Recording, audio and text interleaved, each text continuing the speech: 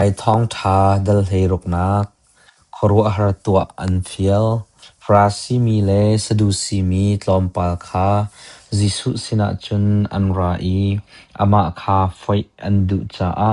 van chung in arung mi khorwa har kan mu sak tua an ti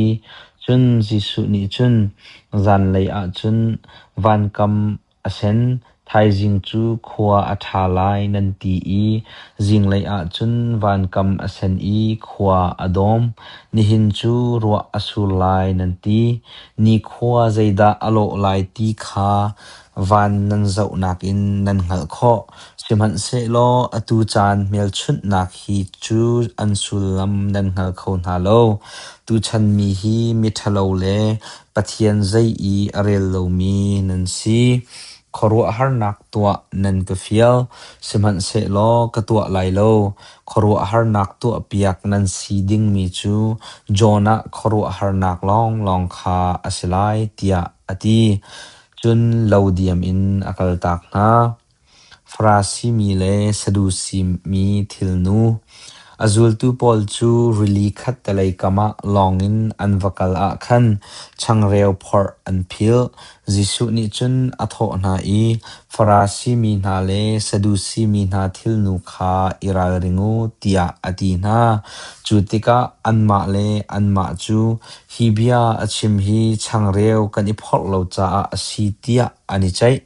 jisu ni anchim mi chu anghal i chu cha a changreu nan ngei lo kong kha zai cha da nan i chai len ko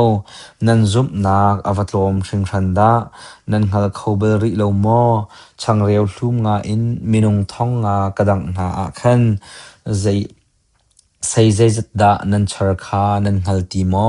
chun hlum sari in thong li kadang na a khan ta sei zai zat da nan char kha nan ni kan chip mi na hi changreu kong asilo tia zaitin da nan hal kho lo e farasi mi le sadusi mi na thil nu chu iral ring tu tua u tia ati na khitika azul tu pol ni khan iral ring u akan ti mi hi changreu ro nak thil nu kha silowin farasi mi le sadusi mi na chon piak na kha asiti kha an ngal Peter ni Jisu kong aphuan Jisu chu sa Syria Philippi khuapong ram a khan avakal i azul tu na chu mini mi fapa hi aho asi an katida tia ahal na amni ni acheu ni tipil pe tu Johan asi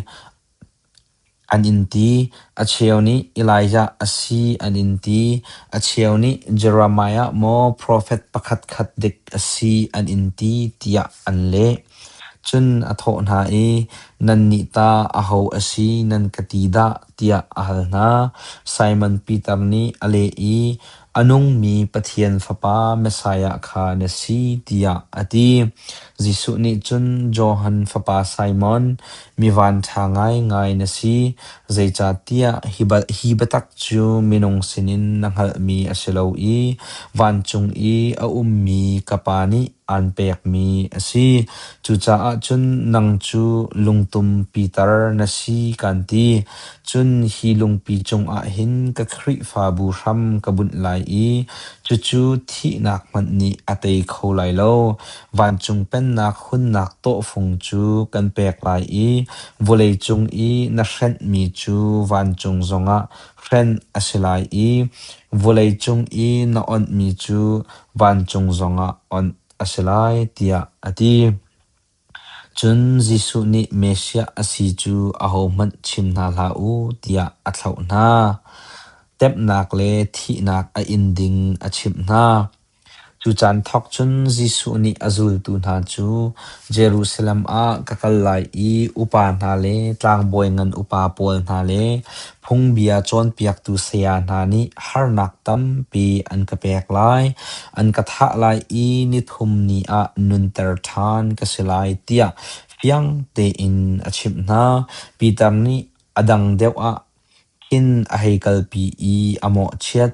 boipa hi thil chu pathian ni na chunga tluntar so hla se tia ati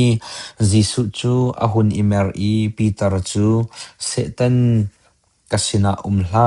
na ruak nak hi pathian ruak nak silawin minung ruak nak asi cha a kacha a don tu na si tia ati chun jisu ni azul tu chu atho na e aho mat ni zul nan kadu a chun nan ma le nan ma nan ipil i nan vailam ta nak nan iput i nan kazul a her zai cha tia aho man ma nun nak khap nak adu mi chu anun nak kha asung lai i keima ruanga anun nak asung mi chu anun nak amu mi asalai mini hin volei pumpi hi chauman se lo anun nak asung tung a chun zaitel amiak ngamo amiak lai lo anun nak kha zaiman in acho than kholai lo mi fapa hi kapa sun parnak in tuana kawan chung mi na he karalai i mi vial te kha an rian tuan ning chiao in laksong kapek na lai hi phil ha u mi fapa chu siang prang bantukin karat nan kamu hlan chu athi loading mi hika a hin nan tia atina